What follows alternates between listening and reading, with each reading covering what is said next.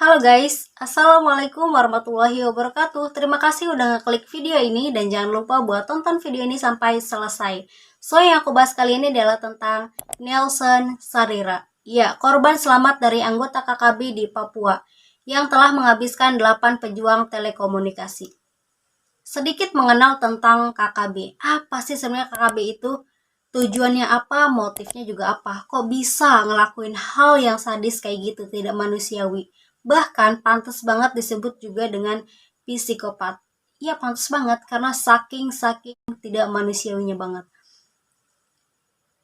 Dikutip dari Wikipedia, jadi KKB ini adalah Organisasi Papua Merdeka atau OPM, disebut organisasi terlarang yang didirikan pada 1965 untuk mengakhiri pemerintahan Provinsi Papua dan Papua Barat yang saat ini di Indonesia.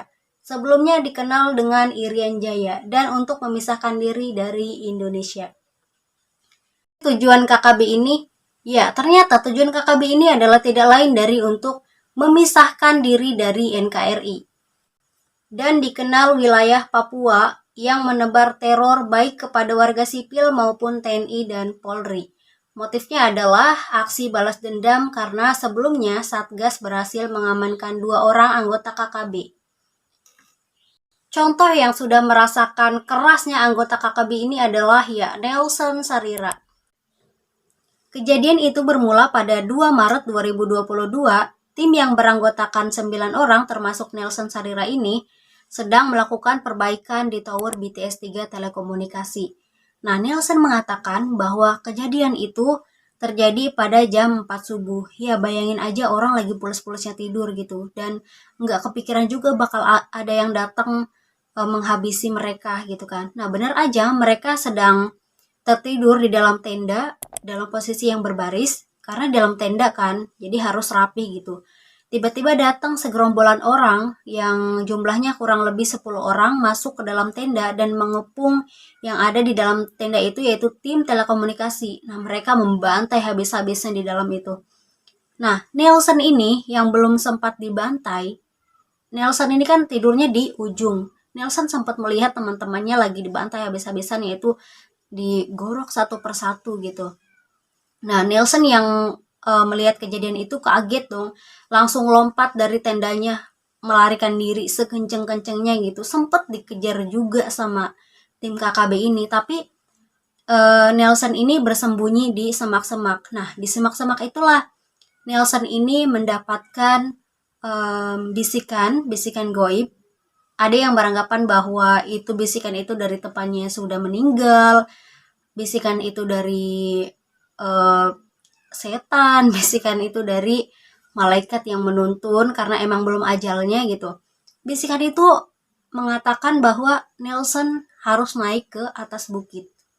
Nah, Nelson kan pada saat itu lagi dikejar-kejar dan bersembunyi di semak-semak. Otomatis dia langsung gemeter, dingin banget kan. Ya pada saat itu posisinya pasti dong. Gimana sih dikejar-kejar orang jahat gitu, mau dihabisi gitu. Terus Nelson ini nekat dengan tangan yang gemeter, nekat langsung naik ke atas bukit. Alhamdulillahnya pada jam 7 pagi, karena Nelson ini melihat situasinya udah aman di tempat kejadian itu, Nelson turun dari bukit dan kembali ke lokasi tempat tidurnya. Nelson ini melihat teman-temannya sudah nggak bernyawa lagi. Dan bayangin aja Nelson ini mengirimkan kode melalui CCTV yang ada di tower itu dengan melambai-lambaikan tangan pada jam 1 siang. Tapi baru termonitor kalau sebenarnya Nelson ini sebenarnya minta tolong pada jam 4. Jadi selang 3 jam baru ketahuan dan baru termonitor bahwa Nelson ini butuh pertolongan dan butuh dievakuasi gitu dari tempat kejadian itu. Sayangnya cuaca pada saat itu lagi buruk banget. Jadi nggak bisa langsung dievakuasi. Nunggu harus cuacanya memungkinkan baru bisa dievakuasi. Dan Nelson ini baru dievakuasi bisa dievakuasi pada tanggal 5 Maret 2022. Nah, jadi Nelson ini selama 3 hari itu tidur bersama teman-temannya yang sudah tidak bernyawa, tinggal bersama teman-temannya itu. Bayangin aja, kalian bisa bayangin nggak gitu? Astaga. Kalau ngomongin soal trauma pada Nelson ini, jelas trauma banget karena dia adalah saksi pertama satu-satunya orang yang melihat kejadian itu dan selamat gitu. Pasti dia trauma banget lah dalam seumur hidupnya, pasti banget. Kasihan juga pada saat lihat video Nelson ini. Ya semoga Nelson cepat sembuh dari traumanya. Harus semangat ya kalau lihat video ini. Semangat Nelson. Nah, ada juga yang bertanya-tanya, sebenarnya tim anggota KKB itu dapat alat untuk menghabisi itu dari mana gitu.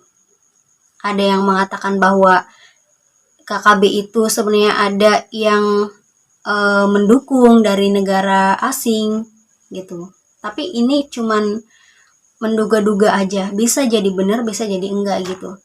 Jadi secara tidak langsung itu mengatakan bahwa tim KKB ini diberi senjata itu oleh negara lain, atau ada juga yang bilang itu dari TNI yang sudah dihabisi nyawanya, lalu dia ambil gitu. Terus ada juga yang mengatakan bahwa itu beli dari pasar gelap. Pasar gelapnya di mana ya nggak tahu. bukan di bukan di Tanah Abang yang pasti ya, bukan di Pasar Gembrong juga bukan.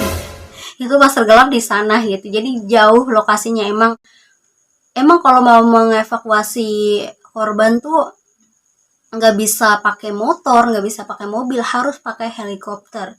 Nah, Nelson ini dievakuasi pakai helikopter. Alhamdulillahnya Nelson ini selamat dan bisa kembali ke keluarganya bercerita gitu. Nelson traumanya cepat sembuh ya. Nah, bukan cuma Nelson doang sih sebenarnya yang ikut merasakan kekejaman KKB ini, tapi TNI juga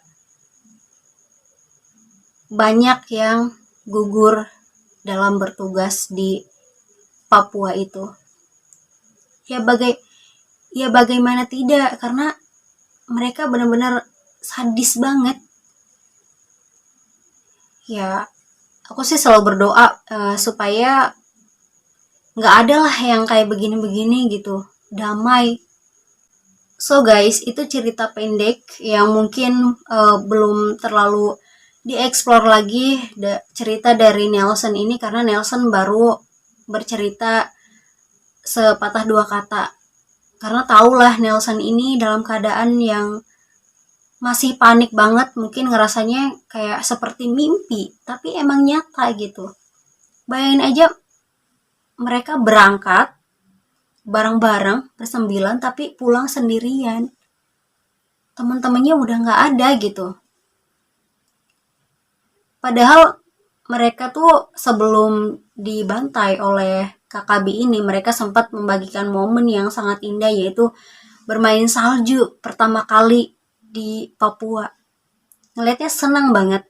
Kemudian setelah itu tiba-tiba Nelson minta tolong ngirimin video sendirian, bahwa dia sendirian di sini, teman-teman udah nggak ada gitu, tolong evakuasi saya. Dan alhamdulillah udah dievakuasi. So guys, itu aja yang aku bahas kali ini, cerita pendek dari Nelson. Cepat sembuh Nelson dari traumanya, dan almarhum ditempatkan di tempat yang layak, keluarga yang ditinggalkan diberi ketabahan, amin. So guys, wassalamualaikum warahmatullahi wabarakatuh. Bye-bye.